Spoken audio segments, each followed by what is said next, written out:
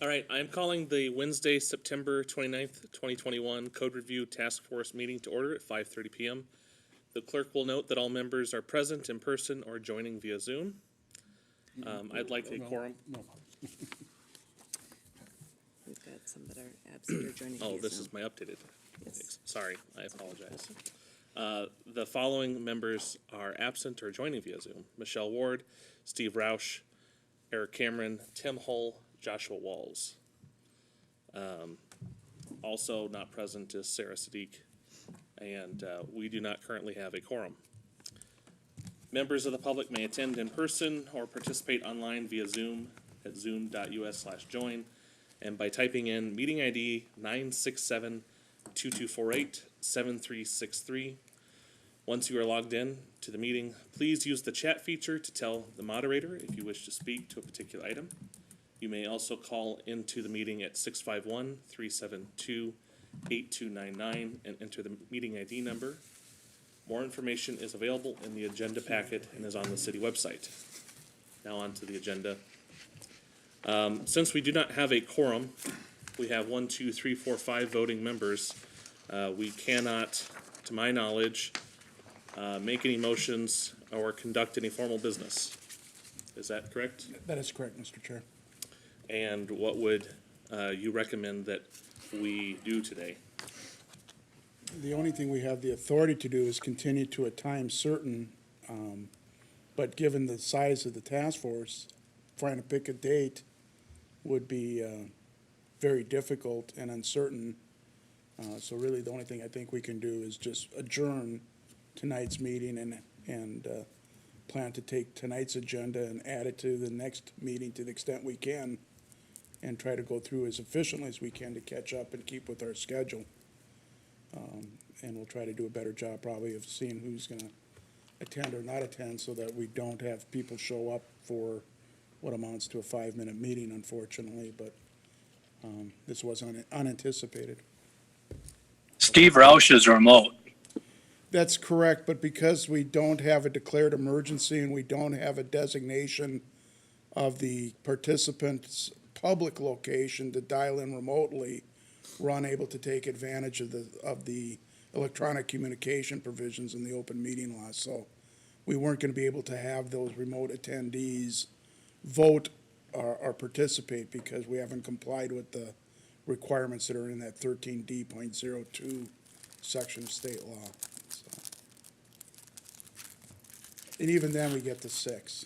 So And what is? we should have 7. All right. It's basically a majority necessary to conduct business, and if you have a full entity, it's usually a 50% plus 1 requirement. So we are short 2 members according to our official roster. I think that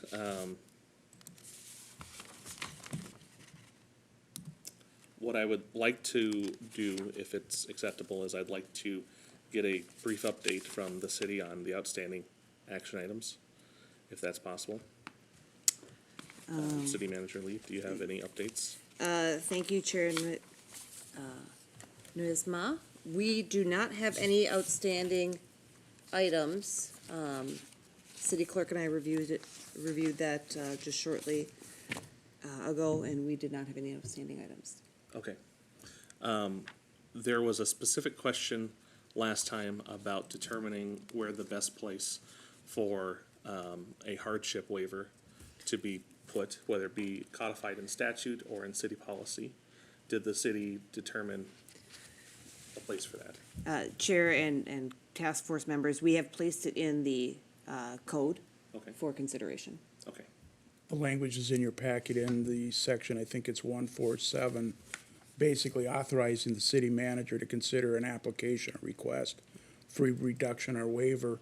In the existing ordinance provisions, the hearing officer can make that recommendation or determination. So this would eliminate or provide a possibility to proceed on an appeal without paying the upfront application fee that is generally required as a indication of commitment to treat the appeal seriously and show up rather than just frivolously working to delay the outcome or increase the cost to government to provide that hearing officer, because as the panel is, or the task force has discussed, one of the concerns is when the city secures an administrative hearing officer, schedules that and reserves the room and schedules, there are costs that incur automatically with that scheduling of that appeal. And we don't want a situation where then, as tonight is an example of what happens when people attend in part but can't proceed to do any business because someone who's essential to the proceedings does not appear. Thank you. I think that the last thing I think I would like to cover, as we are not allowed to conduct business, is I would like to look at the questions and comments from the task force. This is in the packet, and it is the attached agenda item number 4, the memo from Campbell Knudsen. And I will say, do the city attorneys or staff have anything to add to the list of questions? The only ones I think we'll be asking, Shana, can you confirm what the numbers were? The 3 items we identified for possible additional? Yes, so my understanding or recollection is that the items that we were looking for additional input on from the task force were numbers 2, 4, and 6. Just wanting to know if the task force wanted us to propose language to address those concerns that were raised in the questions, which we could do as part of, certainly the code review process, put those revisions in, and then have the task force look at those revisions. So you may wanna pay special attention to those numbers and just let us know, certainly through your comment section if you would like, since we're not really conducting official business this evening, or, in any other method prior to the next meeting to give us an opportunity to draft that language. Thank you. Thank you. Can I submitted, you're talking about the memorandum and item number 2? And Yes. 4, and okay. I could speak to 2 and 6, that I would appreciate having some language Okay, offered. sounds good. 4, isn't ideal, so. Okay, yeah, and 4, certainly let us know, or if there were other concerns you've thought of, certainly let us know, but I'll make a note of, at least for 4 and 6, that we should draft some or 2 and 6, that we should draft some language to address those concerns within the code. That'd be great. Thank Thanks. you. Looking at question 2, it was, can or should there be additional comment in 172 about possible additional drop-off locations for ballots? And this is a question, the answer was, this is a question for staff about resources, but we could potentially include the option in the code. So I think that it would make sense if council can look at adding that language for our next review session. Yes, and Chair, if I may. Sure. On that issue, we can coordinate with staff, to find out about resource issues, and then subsequently draft language if staff is comfortable with the suggestion, or if they can accommodate the suggestion. Certainly, we'll follow up on that. So I appreciate that reminder. That one is not a purely legal question, it's also a staff resource question. Thank you. Certainly. Item 4 says, Section 191 states compounding interest at the current rate for special assessments, but does not state the compounding frequency, e.g. daily or yearly. And the answer is per state law, 429.061 sub 2. When payment of an assessment is deferred as authorized in the subdivision, interest thereon for the period of deferment may be made payable annually at the same times as the principal installments of the assessment would have been payable if not deferred, or interest for the period may be added to the principal amount of the assessment when it becomes payable, or if so provided in the resolution levying assessment, interest thereon to December 31 of the year before the first installment is payable may be forgiven. So I was the person that asked the question. I think that is certainly a verbose legal answer, but probably not a commonly understood legal answer. And if council could look at adding clarifying language to the statute that would, for the layman, more easily clarify that, that would be appreciated.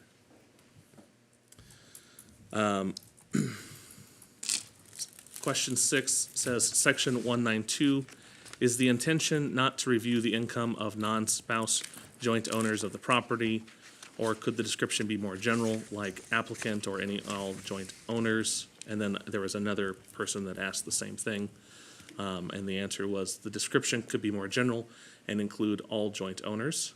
And I think we see that actually in sections 192, A and D, several spots where the phrase spouse is used.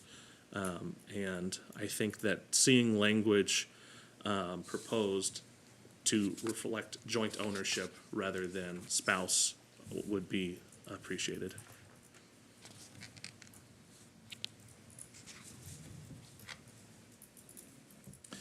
I had a couple other questions. And I'm sorry, I'm kind of going out of order here, so let me jump back up to the top. Point number 1 says, as a general theme, when the code says days, does it mean calendar days? And the answer is yes. Would it be helpful to define, I think we have Title I, Chapter 3 defines common terms. Would it be helpful to say that days is calendar days unless otherwise explicitly noted? I'm wondering if that clarification would make sense to people, if there's any sort of feedback. I would agree. I think it's nice to just be a little bit more clear, just if you can reduce the vagueness, it's good. So perhaps I think if we could just add that to our list of terms that are defined in Title I, Chapter 3.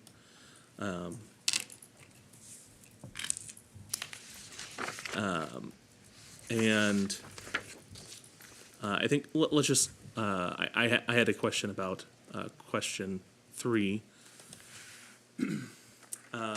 Question 3 is section 1816. Is there a definition of public official? To be clear, the ethics rules apply to elected officials, appointed officials, staff, etc. When the statement about shall publicly disclose, is there an assumption the public refers to will basically give oral disclosure, or is it in writing?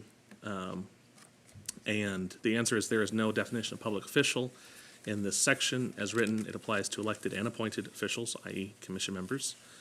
We can make this more clear if necessary. The applicable law, 10A.01, provides local officials mean a person who holds elective office in a political subdivision or who is appointed to or employed in a public position in a political subdivision in which the person has authority to make, recommend, or to vote on as a member of the governing body major decisions regarding the expenditure or investment of money. Says also staff conduct is regulated by the city's employee manual. And that further says public disclosure does not refer to on the record at a public meeting. For elected and appointed officials, all decisions which are of the public body as a collective take place at public meetings. I was kind of curious about that as just a general practice. So if I had as a commission member, if I had a conflict of interest, how would I announce that? And do I have to recuse myself from voting on certain things? Joel, do you want to take that? Mr. Chair and members, the short answer would be with the decision that we making recommendations to the council on the code, it'd be hard pressed for me to envision a situation where we would have a direct conflict unless we got into an area on business licensing and you were a licensee.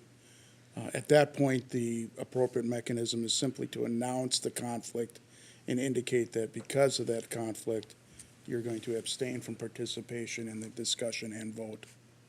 Okay. When we do a contract under state law, there's a requirement for an affidavit and a determination and more documentation that's required both under Chapter 471 and Chapter 10A. But for most of our commissions, for most of our proceedings, a simple verbal acknowledgement on the record that the conflict exists and the action that is going to be taken is sufficient.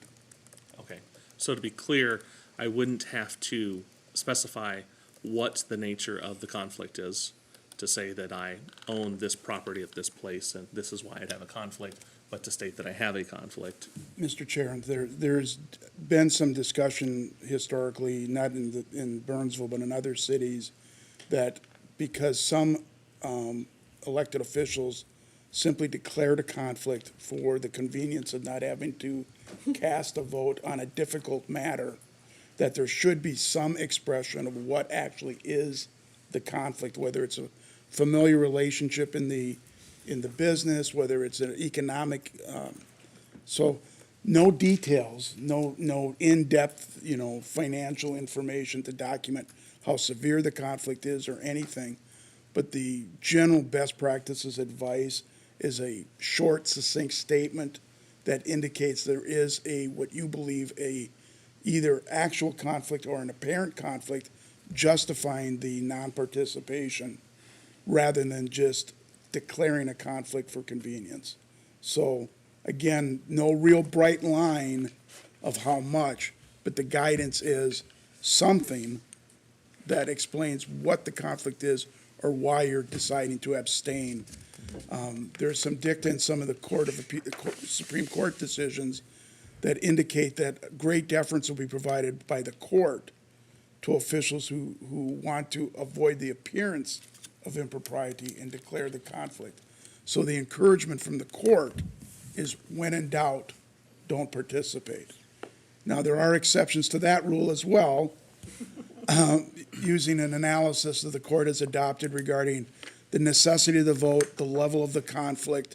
And the best example I usually use in training seminars is almost all council members, either directly or indirectly, pay property taxes in the city.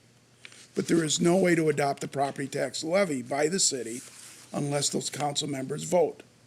So that is an example of a direct financial interest where the council is authorized to vote out of necessity. But in other situations where it's one council member who may be a business licensee, and we're talking about the license ordinance or the issuance of that very license or a variance application in the planning commission, it's a little bit easier to actually, implement it in practice. Okay. Chair and task force members, I think what we would ask from a staff perspective is reach out and talk with either myself or our city attorneys prior to the meeting, and we can help sort Sure. through that with you. Sure, and I think I was using that as an abstract example. So if I think of maybe a council member, is there a requirement in the law that they do take a certain action other than announce the conflict? Do they have to not vote? And can the city council say, Councilmember Bob, you can't vote on this? Yes, I won't go into any great detail on it, but there is an affidavit, there's a majority vote or supermajority vote requirement. There is a finding that's required by the council in effect that, say on a contract that it is not affected, it could be obtained no cheaper than the current conflict situation and those types of things. For people who want more information on that, it's in 471, 87, and 88, I believe, or in that area anyway, of the latter part of the Chapter 471 provisions on conflict of interest. Okay. I'm going to ask your opinion. In your opinion, is there a need for further clarification in this section of the code to denote the method for which a person declares a conflict of interest and the remediation steps that they take if they No, and in my opinion, putting it in the city code is contraindicated because you have the existing state statute with a standard, and we don't want the potential for a word to be different between the state statutory standard and the city standard, because then there's a question of which standard applies, which one should apply. Is the state standard preemptive of the local one? So when the state has gone into the field, my advice generally is to try to keep it clean as possible We have plenty of examples, and we'll get into some of that at the next meeting when we're going through the sections on election law and other types of things, where the state has not completely occupied the field, but has done so to 95%. And we should avoid duplicating those statutory sections in our code, because as you know, inconsistencies are, the legal term is a bugaboo for both interpretation, administration, and enforcement. Yes. Is it then right to have a note here saying that the state statute such and such applies for conflicts of interest? Yes, we do Something do, to that effect. Mr. Chair and members, that we do that where appropriate. The one thing you will see from a drafting perspective is I generally don't want to put the state statutory specific site in, because then that makes it difficult to keep updating our code, because the state legislature meets at least once a year now and makes multiple changes. You can imagine on the liquor laws. They used to be all in 340. It was completely recodified as 340A and gets added to and subtracted from every year. So from a codification maintenance perspective for city staff or the attorney's office, having specific recommendations in the code, cross-reference unit 2, like 471, 87, 88, doesn't work very often when the legislature changes and recodifies things on their side of it. Fire code, building code, liquor code, gambling code, all those that have state statutory references, we will generally, in our drafting methodology, specify as provided in state law and give some indication, but probably not with the specificity that we would do historically in the past when the legislature met every couple years and had a much reduced volume of statutes. Thank you. Question 7, and I skipped several questions because I didn't have a question with any of the other ones we haven't covered so far. So if a member has a question, feel free to ask it.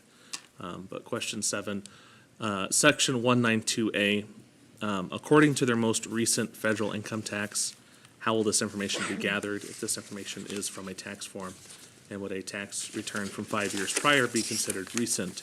Should a clarification be made to say within 2 years prior? Answer, most recent means the last one filed. This information would be provided to the city by the property tax owner. I was reflecting on this, and there are certain requirements for filing federal income tax, but certainly someone could have filed federal income tax a long time ago, and I'm wondering if it is the city's intention to allow someone to submit according to 192A with a federal income tax return that could be a decade old. We would have the policy, and it would be up to staff to determine whether that was adequate representation of the current financial status, and if they did have something that was that obsolete. The policy guides staff. It is not 100% guarantee. We have many situations where the policies guide, but there are opportunities to depart from that policy based on facts. So we are not, without some flexibility in that situation. If someone says, my last tax return was when I was, 15 years ago, we would say, well, in order to get the governmental benefit or the deferment or whatever the application is, we would like to have something more current, more recent. What can you provide? And does that need to be codified, or is that enough that it's to the discretion of the? We do have an administrative policy, and most of our policies are written as guidances that don't preclude departures from the policy based on the factual situations that's presented. And that's the case, whether it's a special assessment policy or other type of policy. There's going to have to be some trust and discretion in implementation, because we just can't predict all eventualities. Certainly.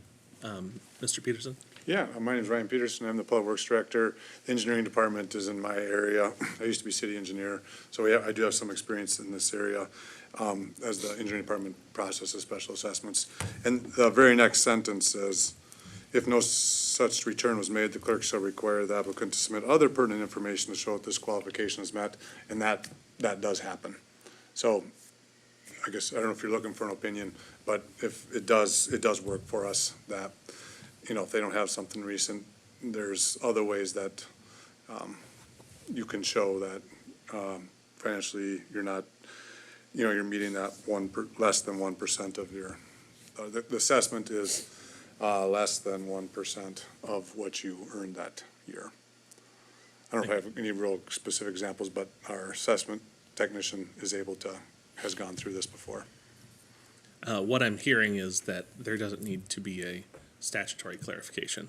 It sounds sufficient. In my opinion, no. Okay. Thank you.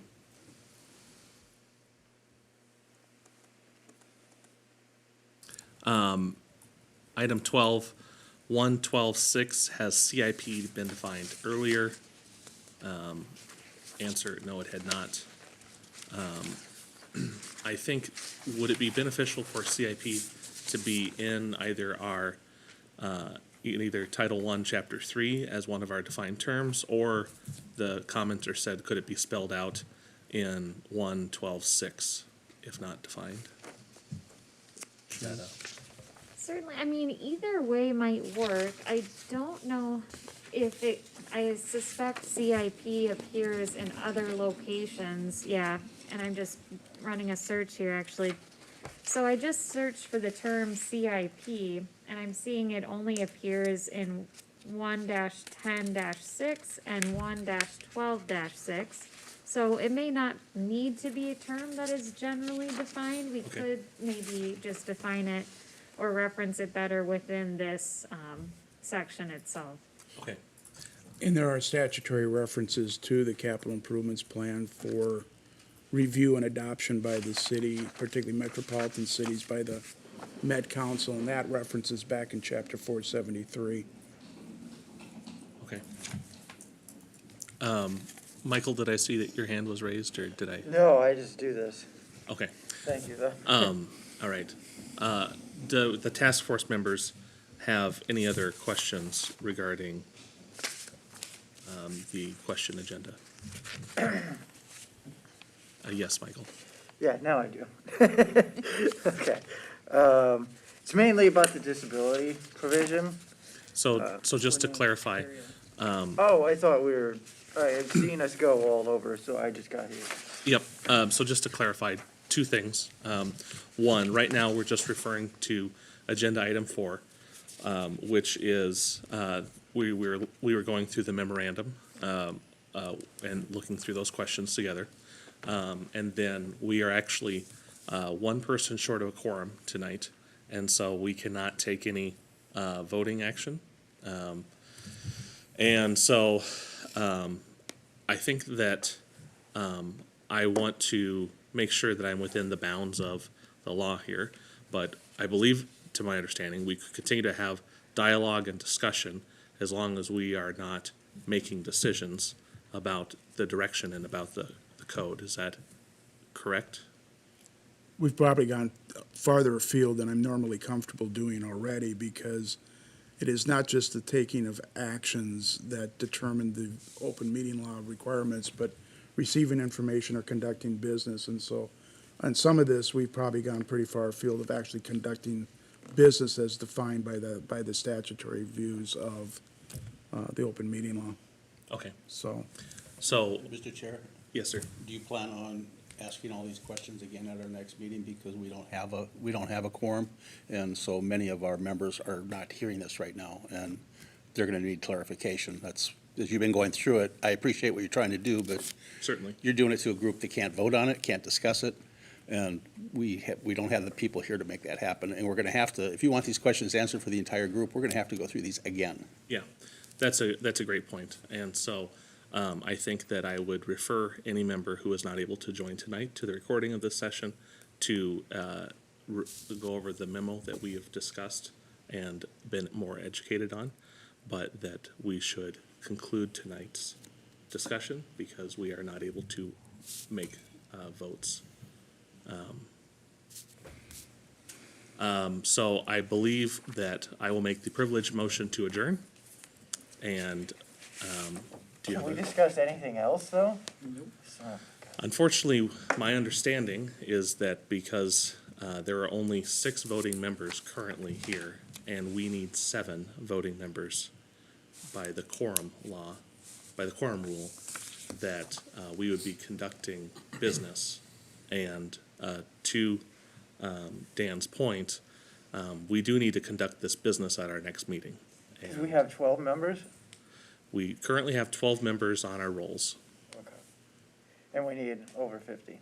We need 50 plus Can we one. change, oh shit, I'm asking questions.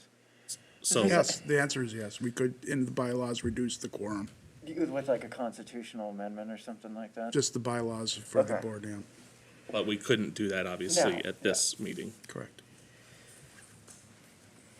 Are you looking for a second for adjournment? I Or think is that would it- be appropriate. A I- second. Go ahead. Okay. That was seconded by Nancy. We are adjourned. Our next meeting will be